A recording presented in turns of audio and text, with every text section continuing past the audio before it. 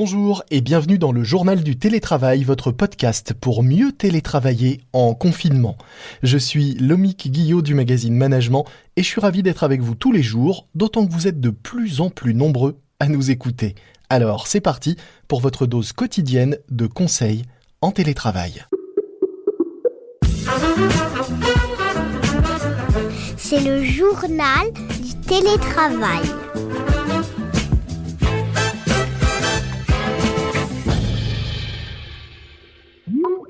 Aujourd'hui, j'accueille Véronique Marimon, Chief of Staff chez Salesforce France. Salesforce, c'est le leader mondial de la gestion de la relation client dans le cloud.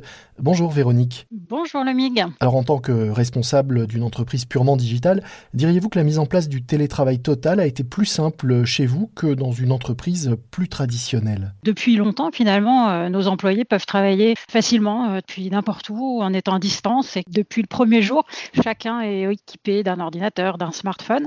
Donc c'est vrai que pour nous, la mise en œuvre n'a pas nécessité en fait d'efforts d'adaptation. Je crois que vous avez également, vous, permis à vos salariés d'avoir une prime afin de s'équiper pour travailler à domicile. Et là, on ne parle pas d'ordinateur ou d'application, mais plutôt même de fauteuil ou de matériel physique pour chez eux. Est-ce que vous pouvez nous en dire plus ? En cette période effectivement très particulière, notre priorité, c'est vraiment celle de protéger nos employés et leurs familles. Et la notion de famille, c'est très important chez nous. On utilise un terme hawaïen, puisque notre fondateur est très imprégné de cette culture. Ce terme hawaïen, c'est le mot ohana, qui signifie famille, et qui, en ce moment, en fait, plus que jamais, prend tout son sens, puisque c'est vraiment l'idée de prendre soin les uns des autres. Donc, on est très focalisé sur la santé physique, la santé mentale de nos salariés et de leurs familles. Et donc, effectivement, on a mis en place un certain nombre de mesures pendant cette période. L'une d'entre elles que vous avez citée est importante. C'est l'idée de dire on souhaite aider ceux qui ne sont pas correctement équipés pour travailler à domicile. Et donc, nos employés peuvent bénéficier d'une sorte de dépense, une dépense ponctuelle d'équipement de bureau à la maison, qui est effectivement à hauteur de 130 €. C'est une somme qu'ils peuvent utiliser pour acheter du matériel de bureau nécessaire pour travailler efficacement de la maison. Alors, par exemple, avoir un écran supplémentaire ou un répéteur Wi-Fi, une chaise de bureau, une lampe, une souris, un clavier, etc. Mais c'est bien l'idée de pouvoir être dans de bonnes conditions à la maison pour travailler. On a également une politique qui est valable habituelle, je dirais, qui est de nous permettre également de tous d'être équipés de casques anti-bruit, ce qui peut être valable effectivement dans un open space, mais qui peut être tout à fait valable aussi à la maison pour là encore bénéficier de calme ou encore pouvoir parler au téléphone en étant équipé du bon casque. On dit aussi on a entendu en tout cas beaucoup dire que cette période de télétravail et de confinement pouvait permettre aux salariés de se former, d'apprendre de nouvelles choses.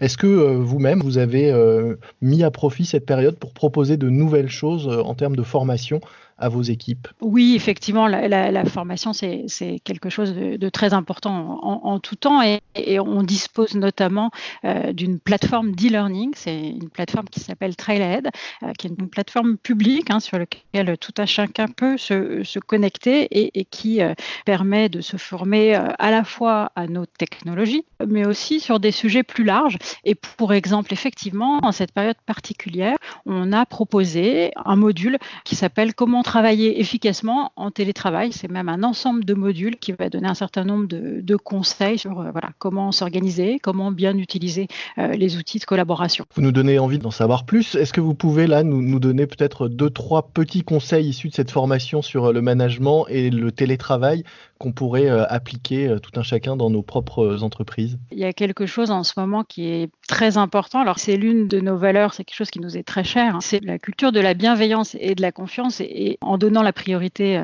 à nos salariés et à leurs familles, ça veut dire qu'on va laisser aussi chacun gérer sa journée de travail, ce qui n'est pas forcément en ce moment toujours évident. Et puis évidemment, je pense qu'il y a un autre élément en ce moment qui est très très important, c'est de rester connecté, de garder un contact très rapproché avec ses équipes. Alors que un lien permanent, pas permanent, mais un lien important. Un lien fort, exactement, un lien qui reste fort. Alors 2 fois par semaine, on invite tous nos salariés à participer à ce qu'on appelle un all hands.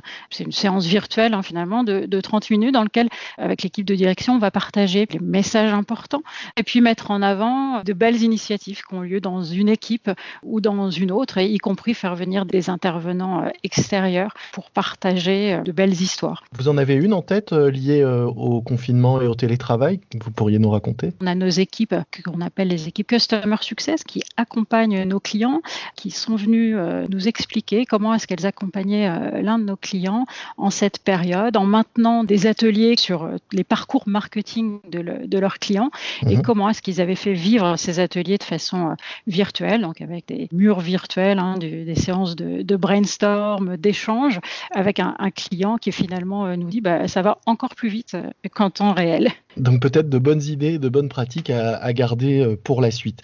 Vous êtes, je le disais, spécialiste de la relation client. Est-ce que vous diriez que en interne, au-delà de cette période du confinement et du télétravail, vous traitez vos salariés comme des clients internes, et comment ça se traduit? Ce qu'on dit toujours, c'est que derrière un client heureux, il y a un employé heureux. Et donc effectivement, si notre préoccupation est bien d'assurer le succès de nos clients, on sait que cela passe par le succès de nos employés. Et c'est pour cette raison que l'on met beaucoup de choses en œuvre en ce moment pour participer évidemment au bien-être de chacun. Par exemple, en ce moment, chaque employé reçoit un email tous les jours de nos équipes de direction qui vont leur présenter les dernières évolutions et puis répondre à toutes les questions finalement qui sont posées sur nos outils de collaboration. Et on a également tous les jours un rendez-vous bien-être auquel participent des intervenants extérieurs. Ça, c'est organisé au niveau mondial, qui invite chacun à réfléchir sur l'équilibre, sur la gestion du stress. Donc voilà, on a beaucoup d'initiatives qui vont participer au bien-être de nos employés. Vous parliez tout à l'heure de confiance. Est-ce que par exemple cet email illustre autre chose d'important en ce moment, ou en tout cas que beaucoup de salariés demandent, c'est aussi de la transparence? Oui, c'est effectivement, je crois qu'il n'y a pas de confiance sans transparence. Dans cette période où il est vrai, on est entouré d'incertitudes, pouvoir dire ce qu'on sait à nos salariés, les informer au fur et à mesure, c'est quelque chose d'extrêmement important et qui contribue à maintenir un engagement important pour chacun. Et le lien confiance-transparence est indispensable. Merci beaucoup Véronique Marimond. Je rappelle que vous êtes DRH de Salesforce France. Salesforce, le leader mondial de la gestion de la relation client dans le cloud. Merci à vous. Avec plaisir. Au revoir. C'est la fin de notre JT, le journal du télétravail. Un morceau que je vous suggère d'ajouter à votre playlist de confinement, Ouvre-moi la porte d'Enrico Macias. Oui, Ouvre-moi la porte, une bonne façon d'évoquer le déconfinement à venir. Et puis un podcast que je vous recommande, Remote Workers, un autre podcast dédié au télétravail, présenté par Émilie Lebrun, une télétravailleuse qui parle aux télétravailleurs.